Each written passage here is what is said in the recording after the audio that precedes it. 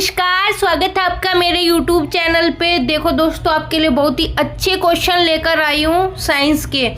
सारे वो क्वेश्चन है जो प्रीवियस ईयर में आए हुए हैं। मैंने एक एक क्वेश्चन अपने लिए तैयार किए हैं। एक स्टूडेंट हूँ मैं, क्या पढ़ना चाहिए क्या नहीं पढ़ना चाहिए, मेरे को अच्छे से जो मुझे पढ़ना है वही मैं आपको बता रही हूँ। देखो इतनी मेहनत किया ना आपके लिए। एक बार स्लाइड देखिए, पूरी बायोलॉजी देखो, ध्यान से देखो। ये देखो एक एक क्वेश्चन, सारे आए हुए क्वेश्चन लेके आई हूँ। देखो बहुत मेहनत की है सच में। एक लाइक ज़रूर करके जाना। देखो क्लास में कुछ लोग आएंगे यहीं से भाग जाएंगे, लेकिन इतना कहती हूँ, जब आप एग्जाम में बैठोगे ना और यहाँ से आपको क्वेश्चन दिखेगा तो आप कहोगे सच में छोटी सी क्लास में दोगुनी स्पीड में मैंने देखा और मैंने कुछ ना कुछ हासिल ज़रूर किया है। आके एक बार मुझे बताना ज़रूर। आपका एग्ज़ाम शुरू होने जा रहा है। All the best. भगवान से दुआ करूँगी आपके माँ बाप का सपना पूरा हो, आपका सपना सच हो। आपने जो सपना देखा है, आपके माँ बाप के जो सपने हैं वो सच हो। देखो बहुत मेहनत से क्लास बनाई है मेरे भाई, मेरे छोटे बहन भाई जो भी है, एक बार जरूर ध्यान से देखना, दोगुनी स्पीड पे देखना। एक एक क्वेश्चन वो है छांट के लेके आई हूँ। मेहनत लगती है एक एक क्वेश्चन छांटने में, कॉपी पेस्ट करने में बहुत मेहनत लगती है। चलो मैं अभी आपको ज़्यादा टाइम बर्बाद ना करते हुए क्लास की ओर चलते हैं। देखो जीव विज्ञान का जनक किसे कहा जाता है? ये कहा जाता है आपका अरस्तु को। थोड़ी सी स्पीड ज़्यादा रहेगी क्योंकि क्वेश्चन बहुत ज़्यादा है, ठीक है। मेरे को बायोलॉजी सारी इसी पार्ट में ख़त्म करानी है। 500 क्वेश्चन फिर आपके नेक्स्ट लेके आने हैं। जीव विज्ञान शब्द का सर्वप्रथम प्रयोग किसने किया था? ये किया था आपका लेमार्क तथा ट्रेविनस ने, ठीक है। जंतु विज्ञान का जनक किसे कहा जाता है? ये कहा जाता है आपका अरस्तु को। आधुनिक वर्गीकरण का पिता किसे कहा जाता है? ये कहा जाता है आपका लीनियस को। आइए चलता है आपका नेक्स्ट क्वेश्चन। ये रहा, जिसमें जीवधारियों को 2 भागों में बांटा गया है। यह पुस्तक किसने लिखी है? यह लिखी है आपकी कैरोलस लीनियस ने। वनस्पति विज्ञान का जनक किसे कहते हैं? ये कहते हैं आपका थियोफ्रास्टस को। जीवों के वैज्ञानिक नामकरण की द्विनाम पद्धति को किसने प्रचलित किया था? तो ये किया था कैरोलस लीनियस ने। वैज्ञानिक नामकरण का पहला शब्द किससे संबंधित होता है? तो ये होता है आपका जीव के वंश के नाम से। आइए चलता है आपका नेक्स्ट क्वेश्चन। मनुष्य का वैज्ञानिक नाम क्या है? ये है आपका होमोसेपियंस। मेंढक का वैज्ञानिक नाम क्या है? ये है आपका राणा टिग्रिना। वर्गीकरण की आधारभूत इकाई क्या है? तो जाति के आधार पर वर्गीकरण होता है, सभी को पता है। जैसे जीव जाति अलग, पादप पौधे जो जिसमें आते हैं वो अलग। तो वर्गीकरण की आधारभूत इकाई आपकी जाति है, जाति के आधार पर होता है। कवक की कोशिका भित्ति किसकी बनी होती है? ये बनी होती है काइटिन की। आइए चलते हैं आपका नेक्स्ट क्वेश्चन। जीवाणु, साइनो बैक्टीरिया तथा आर्की बैक्टीरिया किस जगत के प्राणी हैं? तो ये आपके मोनेरा जगत के। शैवाल, पुष्पीय तथा अपुष्पीय बीजीय पौधे किस जगत के अंतर्गत आते हैं? ये आते हैं आपके पादप जगत के। एक कोश के जीव किसके अंतर्गत आते हैं? तो एक कोश के जीव आपके आते हैं प्रोटिस्टा के अंतर्गत। जंतु जगत का सबसे बड़ा संघ कौन सा है? तो वो है आपका अर्थोपोडा। आइए चलता है आपका नेक्स्ट क्वेश्चन। ऑक्टोपस किस संघ का जंतु है? तो ऑक्टोपस है आपका मोलस्का संघ का जंतु। जीवधारियों की सबसे छोटी कार्यात्मक एवं संरचनात्मक इकाई क्या है? तो यह है आपकी कोशिका। कोशिका शब्द का प्रयोग सर्वप्रथम किस अंग्रेज वैज्ञानिक ने किया था? तो ये किया था आपका रॉबर्ट हुक ने 1665 में। कोशिका के अध्ययन के विज्ञान को क्या कहा जाता है? ये कहा जाता है आपका साइटोलॉजी। कोशिका के किस भाग को जीवन का भौतिक आधार कहते हैं? तो कहते हैं आपके जीव द्रव्य को। कोशिका में केंद्रक एवं कोशिका झिल्ली के बीच क्या पाया जाता है? तो उसमें पाया जाता है आपका कोशिका द्रव्य।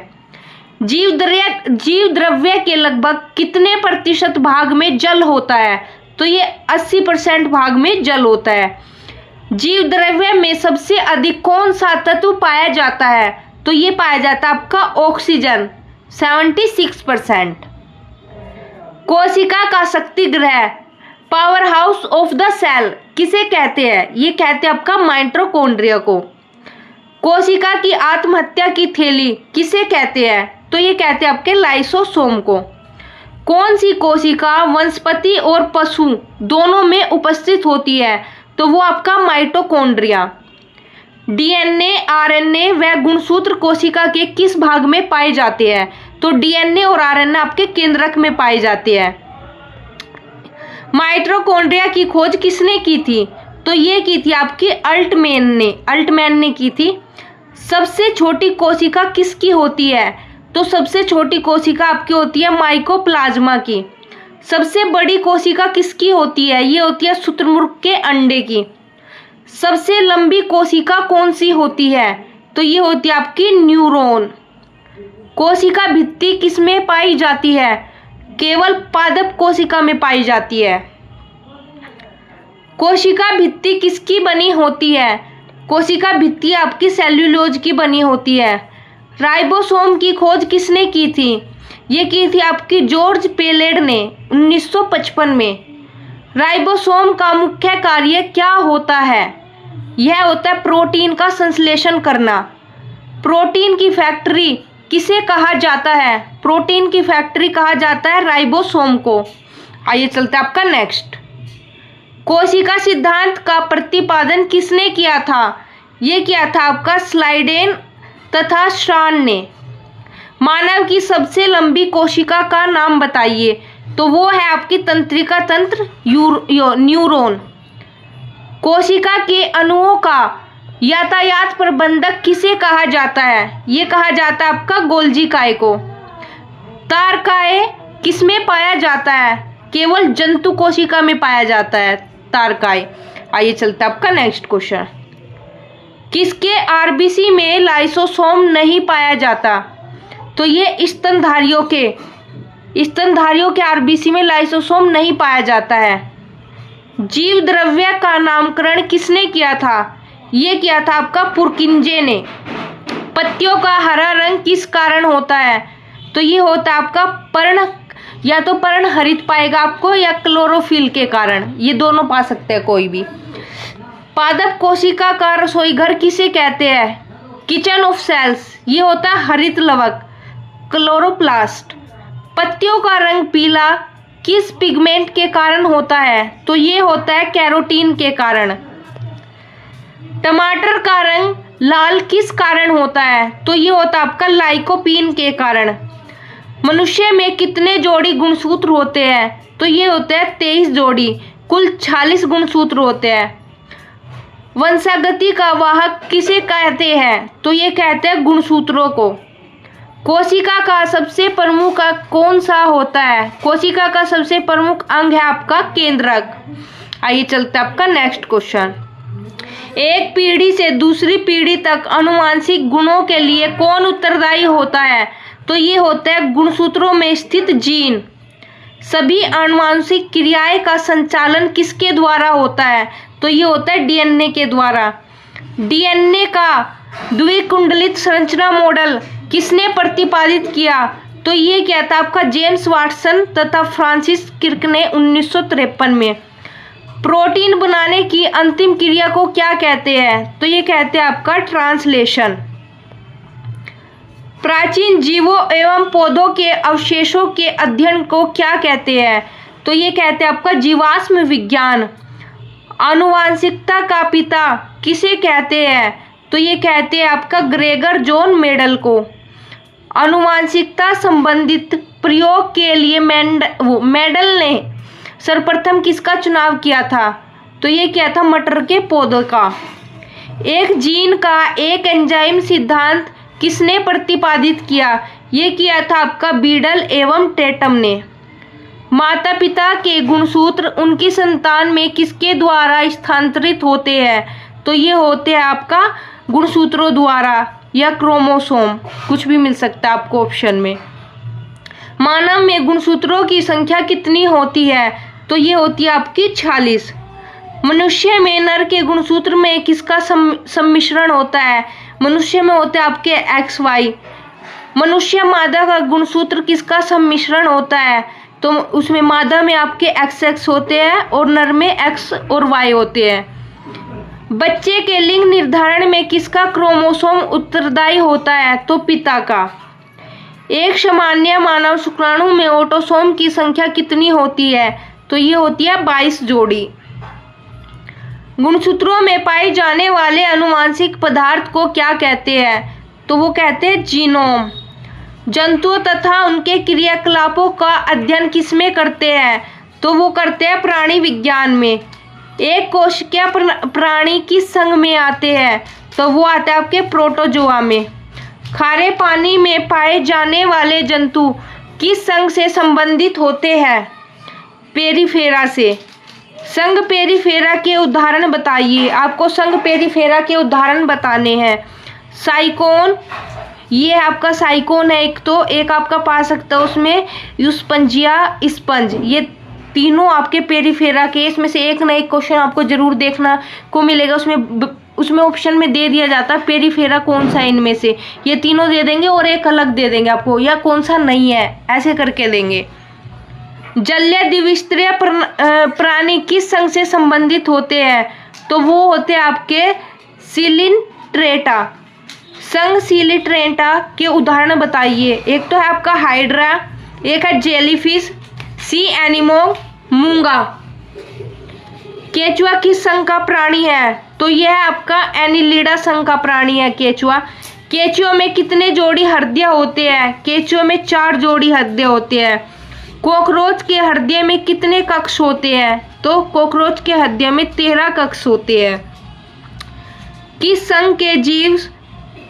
संघ के सभी जीव समुद्री होते हैं? तो वो आपका इसका आंसर आएगा इकाइनोडर्मेटा। इकाइनोडर्मेटा संघ के जीव समुद्री होते हैं। किस संघ के जीवों में कवच सदैव उपस्थित होता है? तो मोलस्का, जैसे सीपी और घोगा। इसके उदाहरण है सीपी और घोगा। और मोलस्का संघ के जो जीव होते हैं उसमें कवच हमेशा सदैव उपस्थित होता है। किस वर्ग में मूत्राशय अनुपस्थित होता है? तो वो होता है पक्षी वर्ग में। विश्व की एकमात्र जहरीली छिपकली कौन सी है? तो वह है आपकी हिल्लोडर्मा। उड़ ना सकने वाला पक्षी कौन सा है? तो वो है आपका कीवी और एमू। आइए चलते हैं आपका नेक्स्ट क्वेश्चन। स्तनधारी वर्ग में रक्त का सबसे अधिक तापमान किस जीव का होता है? तो वो होता है बकरी के रक्त का। मानव शरीर में मांसपेशियों की संख्या कितनी होती है? तो मानव शरीर में 639 मांसपेशियां होती है। मानव शरीर की सबसे बड़ी मांसपेशी कौन सी है? तो वो है आपकी ग्लूटियस मैक्सिमस। मानव शरीर की सबसे छोटी मांसपेशी कौन सी है? वो है आपकी स्टेपिडियस। तंत्रिका ऊतक को अन्य किस नाम से जाना जाता है? तो चेतना ऊतक के नाम से। मानव रक्त किस प्रकार का ऊतक है? तो यह है आपका तरल संयोजी ऊतक। मानव शरीर में रक्त की मात्रा शरीर के भार का लगभग कितने प्रतिशत होता है? तो ये होता है 7%। मनुष्य के रक्त का पीएच मान कितना होता है? 7.4, यह क्षारीय होता है। ठीक है। एक वयस्क मनुष्य में औसत रक्त की मात्रा कितनी होती है? तो 5 से 6 लीटर। रक्त में कितने प्रकार के पदार्थ पाए जाते हैं? रक्त में पाए जाते हैं आपका प्लाज्मा और रुधिराणु। आइए चलते हैं आपका नेक्स्ट क्वेश्चन। रक्त में कितने प्रकार के पदार्थ पाए जाते हैं? प्लाज्मा और ये रुधिराणु, अभी पढ़ लिया हमने रुधिराणु। रक्त में लगभग कितने प्रतिशत प्लाज्मा होता है? तो 60% प्लाज्मा होता है। प्लाज्मा में कितने प्रतिशत जल पाया जाता है? 90% जल पाया जाता है। प्लाज्मा में सबसे अधिक कौन सा प्रोटीन पाया जाता है? एल्ब्यूमिन। प्लाज्मा में कौन सा प्रोटीन होता है? फाइब्रिनोजेन आपका प्लाज्मा में होता है। रुधिराणु में कितने भाग होते हैं? 3 भाग होते हैं रुधिराणु में। हमारे जो देखो रुधिराणु में, एक मिनट रुको, यहाँ पे हाँ दिख रहे 3 भाग आपके आरबीसी, डब्ल्यूबीसी एवं प्लेटलेट्स। ठीक है, ये रुधिराणु में पाए जाते हैं तीनों। देखो लाल रक्त कणिका आरबीसी, रेड ब्लड सेल का निर्माण कहाँ होता है? तो ये होता है आपका अस्थि मज्जा में। आरबीसी की मृत्यु कहाँ होती है? ये होती है आपकी यकृत में। आरबीसी का कब्रिस्तान किसे कहते हैं? वो कहते हैं आपके पल्हिया को। किस स्तनधारी जीवों के आरबीसी में केंद्रक पाया जाता है? ये पाया जाता है आपका ऊंट और लामा में। रक्त का लाल रंग किस पिगमेंट की उपस्थिति के कारण होता है? तो ये होता है आपका हीमोग्लोबिन के कारण। रक्त में उपस्थित हीमोग्लोबिन कौन सा लौह यौगिक पाया जाता है? तो इसमें हीमेटिन। शरीर की प्रत्येक कोशिका तक ऑक्सीजन पहुंचाने एवं कार्बन डाइऑक्साइड वापस लाने का कार्य कौन करता है? तो ये करती है आरबीसी आपकी। मनुष्य के रक्त में किसकी कमी होने पर रक्तहीनता या एनीमिया रोग हो जाता है? हीमोग्लोबिन की कमी से। आरबीसी की संख्या किससे ज्ञात की जाती है? तो ये की जाती है आपकी हीमोसाइटोमीटर से। आरबीसी सेल का जीवन काल कितने दिन का होता है? ये होता है आपका 120 दिन का। शरीर में प्रतिरक्षक का कार्य कौन करता है? तो ये आपकी करती है डब्ल्यूबीसी। डब्ल्यूबीसी का जीवन काल कितना होता है? ये होता है आपका 2 से 5 दिन। श्वेत जो रक्त कणिकाएं होती है उनका सिर्फ 2 से 5 दिन ही जीवन काल होता है। डब्ल्यूबीसी का निर्माण कहाँ होता है? ये होता है आपका अस्थि मज्जा में। डब्ल्यूबीसी की मृत्यु कहाँ होती है? ये होती है रक्त में। और आरबीसी की कहाँ होती थी? पल्हिया में। शरीर को रोगों के संक्रमण से बचाने का कार्य कौन करता है? तो वो करते हैं आपकी डब्ल्यूबीसी। आइए चलते हैं आपका नेक्स्ट क्वेश्चन।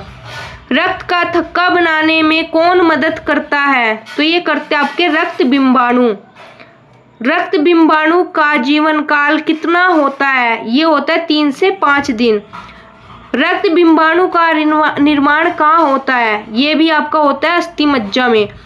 रक्त बिंबाणु मतलब जो प्लेटलेट्स होती है ना, अपनी प्लेट्स बोलते हैं कि प्लेट्स गिर गई, ये गिर गई, उसे रक्त बिंबाणु बोलते हैं। की मृत्यु कहाँ होती है? तो इसकी भी पल्हिया में होती है। आरबीसी की भी पल्हिया में ही होती है। डेंगू ज्वर होने पर शरीर में किसकी कमी हो जाती है? तो ये हो जाती है आपकी प्लेटलेट्स की कमी। रक्त का थक्का बनने में कौन सा विटामिन सहायक है? तो ये आपका विटामिन के। रक्त का थक्का बनाने के लिए कौन सी प्रोटीन महत्वपूर्ण है? तो ये आपकी फाइब्रोजेन। शरीर के ताप को नियंत्रित तथा रोगों से रक्षा कौन करता है? तो रक्त करता है। फाइब्रोनोजेन प्रोटीन का निर्माण कहाँ होता है? इसका होता आपका यकृत में विटामिन के की सहायता से। सामान्यतः रक्त का थक्का बनने में कितना समय लगता है? तो ये लगता है ये 1 मिनट बता देती हूँ, 2 से 5 मिनट। 1 मिनट।